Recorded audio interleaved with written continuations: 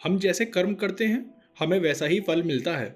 हमारे द्वारा किए गए कर्म हमारे पाप और पुण्य तय करते हैं। हम अच्छे कर्म करते हैं तो हमें अच्छा फल मिलता है, और अगर हम बुरे कर्म करते हैं तो हमें उसका बुरा फल मिलता है। आइए हम आपको एक कहानी सुनाते हैं जिसको हमने एक धार्मिक पत्रिका में पढ़ा था। कहानी कुछ यूं है कि एक नगर में एक व्यापारी हुआ करता था और उसका एक पार्टनर भी था। दोनों खूब मेहनत करते थे, समझदार भी थे, इसीलिए व्यापार बहुत अच्छा चल रहा था। समय समय पर दोनों अपना प्रॉफिट की रकम को आधा आधा बांट लेते थे।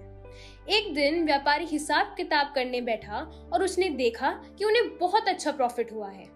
इतना धन देखकर उसकी खुशी का ठिकाना नहीं रहा, पर दूसरे ही क्षण खुशी उदासी में बदल गई जब उसे याद आया कि उसके मुनाफे का आधा धन तो उसके पार्टनर का है। बस फिर क्या था, व्यापारी की नींद खराब हो गई और उसके दिमाग में एक बड़ी ही भयानक योजना ने जन्म ली। इस व्यापारी ने एक डॉक्टर के साथ मिलकर अपने ही पार्टनर को दूध में जहर दे दिया। उस दूध को पीते ही व्यापारी का पार्टनर स्वर्ग सिधार गया। समय का पहिया घूमता रहा और अब व्यापारी नगर का सेठ बन गया था। उसके व्यापार दूर दूर तक फैला हुआ था और एक आलीशान महल में रहता था, और उसके पास नौकर चाकर की कोई कमी नहीं थी। धन दौलत उसके पास इतनी थी कि शायद गिनने में कई दिन लग जाएं। पर किस्मत की कहानी तो देखिए, उसके कोई औलाद नहीं थी।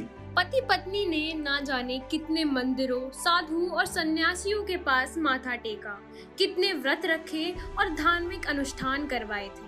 शायद बहुत समय बाद उनकी किस्मत जाग उठी, उन्हें एक पुत्र रत्न की प्राप्ति हुई। समय धीरे धीरे आगे बढ़ता रहा।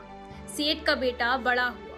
वो बेहद ही सुंदर, कुशल और बड़ों का मान सम्मान करने वाला संस्कारी युवक था। उसकी पढ़ाई लिखाई ट्रेनिंग खत्म होने के बाद सेठ ने एक सुंदर सुशील लड़की से उसका विवाह करवा दिया। वो भी उसी की तरह एक संपन्न परिवार से आई। सब कुछ ठीक चल रहा था और सेठ बहुत खुश था। सेठ ने अपने पुत्र से बहुत ज्यादा स्नेह करता था। एक दिन उसका पुत्र बीमार हो गया और देखते ही देखते बीमारी ने इतना भयानक रूप धारण कर लिया कि डॉक्टरों ने जवाब दे दिया। कोई भी इलाज काम नहीं कर रहा था। समय सेठ अपने पुत्र की चारपाई के पास खड़ा रहकर आंसू बहाता रहता था।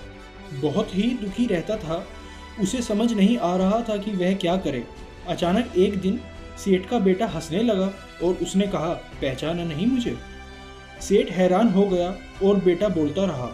उसने कहा, ध्यान से देखो, मैं वही हूँ जो तुम्हारा पार्टनर हुआ करता था, जिसे तुमने जहर देकर मार दिया था। अब मैं जा रहा हूँ तो तुम अकेले ही इस धन दौलत के मजे लेना।